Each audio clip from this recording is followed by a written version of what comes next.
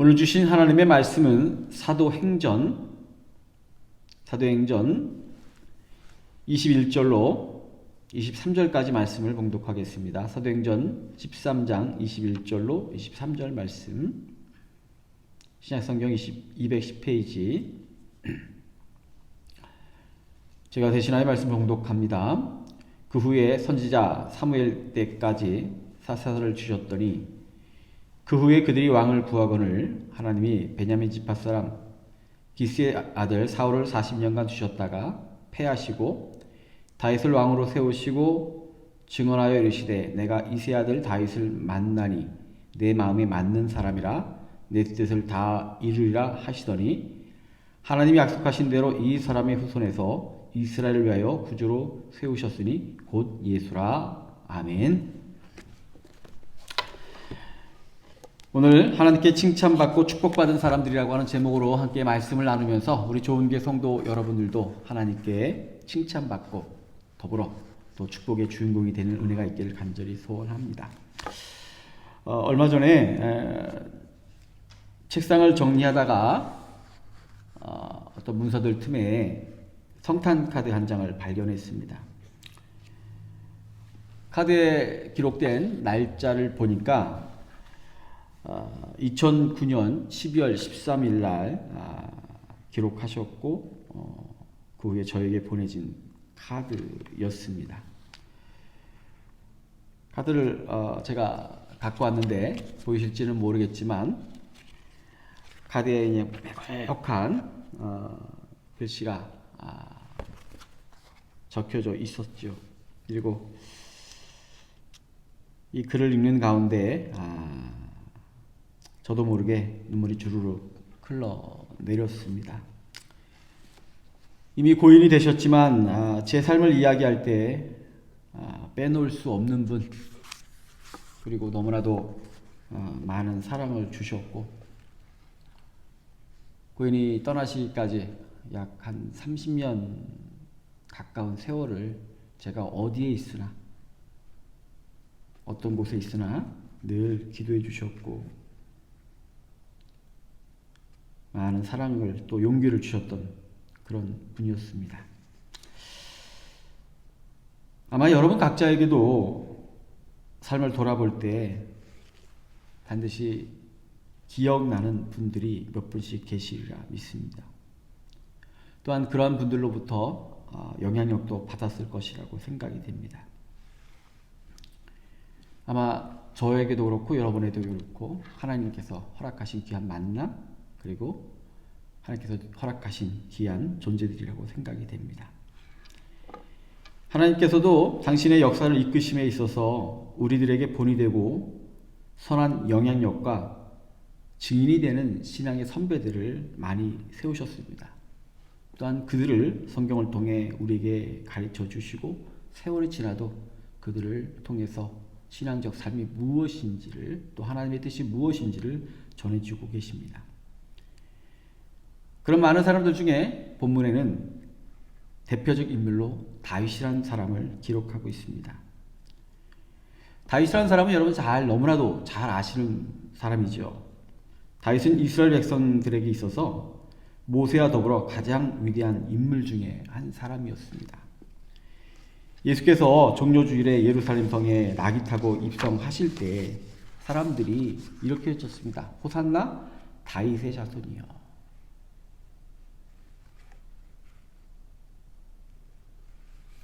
그들에게 있어서는 이스라엘 역사를 논함에 있어서 모세를 비롯해서 다윗이라고 하는 사람의 중요성들을 너무나도 많이 인식하고 있었고, 정말 다윗이라고 하는 사람의 이야기는 아마 설교의 끊임없는 주제로서도, 또 어린 시절을 돌아보면 교회 학교에서 어린이들을 향한 설교 중에 가장 재밌게 또 많이 사용되는 그런 사람이기도 합니다. 오늘 여러분이 나눠드린 자료에는 다윗만이 아니라 다른 몇 분의 사람들도 기록되어 있는데 오늘 시간적으로 제가 다윗에 대한 말씀만으로 오늘 말씀을 나누고자 합니다. 다윗 왕은 통일왕국의 1대 왕이었던 사울의 뒤를 이어서 제2대 왕이 되었습니다. 하나님께서 다윗을 왕으로 세우실 때의 기록들을 보면 다윗이 과연 왕이 될 만한 사람이었는가라고 하는 것은 많은 의문이 따릅니다. 왜냐하면 우리가 왕이 된다라고 하는 것은 그래도 권력이 있고 권위가 있고 뭔가 사람들을 끄는 리더십과 많은 것들이 있어야 되는데 세상적 관점에서 본다면 다윗의 가장 치명적 약점은 다른 것이 아니라 너무 어렸다는 거예요.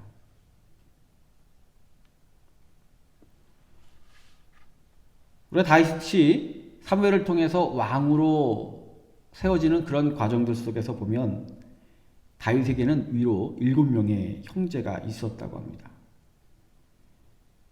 사무엘이 다윗을 기름 부을 때 그의 나이 불과 17세였습니다. 우리가 세상 어디 가나 이 나이라는 게 중요하지 않습니까? 저는 캐나다 와서 살면서 백인들은 나이를 따지지 않는 것 같더라고요. 여기서 지내다 보면 애들도 제 이름을 부르고 여기는 존댓말도 없고 그래서 이쪽 사람들은 뭐 나이를 그렇게 따지지 않는 것 같은데 언젠가 어떤 상황 속에서 백인들이 다투는 걸 봤습니다. 근데 그 다툼 속에서 얘기를 들어보니까 나이 많으신 분이 내가 나이가 몇 살인데 네가 덤비냐고 그렇게 말하더라고요. 그래서 이 캐나다 사람들도 이 나이를 생각보다 중요하게 생각하는구나 라는 것을 좀 간접적이나마 느꼈던 적이 있습니다. 이 다윗이 나이가 어려서 당시 보면 이스라엘이 블레셋과의 전쟁을 치를 때 다른 형제들은 다 나가서 군인으로서 전쟁을 치렀지만 다윗의 역할은 형들에게 음식을 가져다 주는 것이 그의 역할이었습니다. 그만큼 어렸다는 거죠. 군인으로서의 역할도 할 수 없을 만큼 어렸다는 겁니다. 그럼에도 불구하고 하나님께서는 그를 왕으로 세워주셨습니다. 그리고 그에 대한 하나님의 표현, 하나님의 어떤 성경적 표현이 오늘 본문에 기록되어 있는데 오늘 본문을 보니까 내가 다윗을 만나니 내 마음에 맞는 사람이라 그렇게 기록했어요. 하나님 마음에 맞는 사람이라고 그렇게 말씀하셨습니다. 하나님께서 다윗을 왕으로 세운 이유는 다른 것이 아니라 마음에 만났다는 거예요. 그렇다면 마음에 맞았다라고 하는 것이 얼마나 중요한지 그리고 그로 인해 그가 왕이 되었고 축복의 주인공이 되었고 많은 사람이 존경을 받았고 세월이 지나도 그의 이름이 이 강단에서 하나님의 축복받은 존재로 선포되고 있는데 오늘 새해를 시작하면서 우리들도 이 다윗을 바라보면서 하나님 마음에 맞는 백성이 될 수 있기를 주의 이름으로 축원을 드립니다. 하나님의 마음에 맞는 백성이 되면 하나님께서 우리의 조건이 어떠하든지 우리의 약점이 얼마나 많던지 간에 상관없이 하나님의 권능과 능력 속에서 우리를 다윗처럼 세우시고 축복해 주실 것을 믿습니다. 그렇다면 하나님 마음에 맞는 사람이라고 하는 것은 어떤 의미일까? 제가 두 가지로 정리해 봤습니다. 하나님 마음에 맞는 사람이란 다른 것이 아니라 하나님을 주인으로 삼는 사람입니다. 오늘 이 시간 함께 말씀을 나누는 여러분, 여러분의 주인이 누구이신지 한번 살펴보시기를 바랍니다. 여러분 주인이 누굽니까? 우리 주인이 누굽니까? 많은 사람의 주인은 자기 자신입니다. 자기가 주인인 사람들이 굉장히 많아요. 신앙생활을 하면서도 하나님이 아닌 자기 자신이 주인인 사람들이 많습니다. 자기가 주인이기 때문에 상황에 따라서 처지에 따라서 신앙적 행위와 하나님을 향한 마음들이 수시로 바뀌어질 때가 있습니다. 왜요? 하나님 대신 현실이 보이니까. 하나님보다 자기 자신이 보이니까. 하나님보다 이 세상이 보이니까.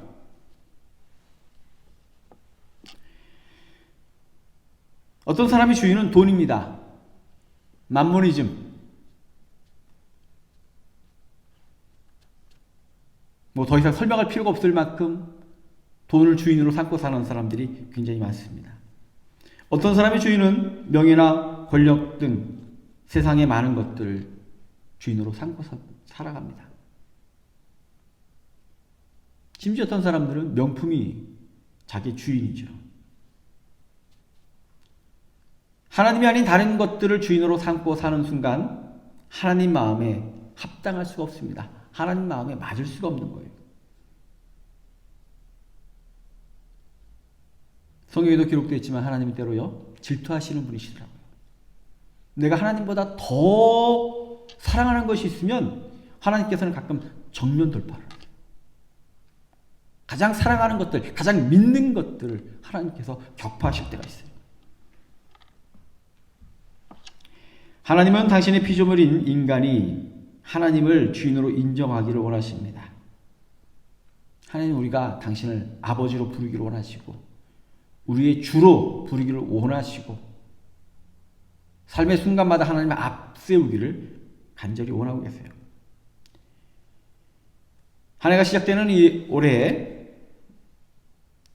이 시간 우리가 함께 기도하며 또는 회개하며 우리의 신앙을 건강하게 세우기를 원하는 이 시간 누가 주인인지 이 새벽에 분명히 확인하는 시간 되기를 간절히 원합니다. 하나님을 아버지로 분명히 선포하시고 하나님을 우리의 주인으로 세울 때 하나님께서 여러분의 마음에 합당하게 여기시며 여러분의 인생을 향하여 놀라운 축복의 역사를 허락해 주실 줄 믿습니다. 두 번째로 하나님의 마음에 맞는 사람이란 하나님을 의지하는 사람입니다. 사울왕과 이스라엘 백성이 블레셋 족속과 싸울 때 그들의 장군인 골리앗이 얼마나 크고 무서운지 다 무서워서 싸움을 피하고 숨어 있었습니다. 그들이 와서 막 약 올리죠. 막 업신여기는 얘기를 막 합니다. 근데 아무도 대항하지 못했어요. 그때 나이가 어려 갑옷이나 무기도 사용할 수 없었던 다윗이 골리앗을 무너뜨렸습니다. 그때 외쳤던 다윗의 고백이 사무엘상 17장에 여러 곳에 기록되어 있습니다. 그중 몇 구절을 제가 읽어드리겠습니다. 다윗이 이르되 여호와께서 나를 사자의 발톱과 곰의 발톱에서 건져내셨은즉 나를 이 블레셋 사람의 손에서도 건져내시리이다. 다윗이 블레셋 사람에게 이르되 너는 칼과 창과 단창으로 내게 나아오거니와 나는 만군의 여호와의 이름 곧 내가 모욕하는 이스라엘 군대 하나님의 이름으로 내게 나가노라. 여호와의 구원하심이 칼과 창에 있지 아니함을 이 무리에게 알게 하리라.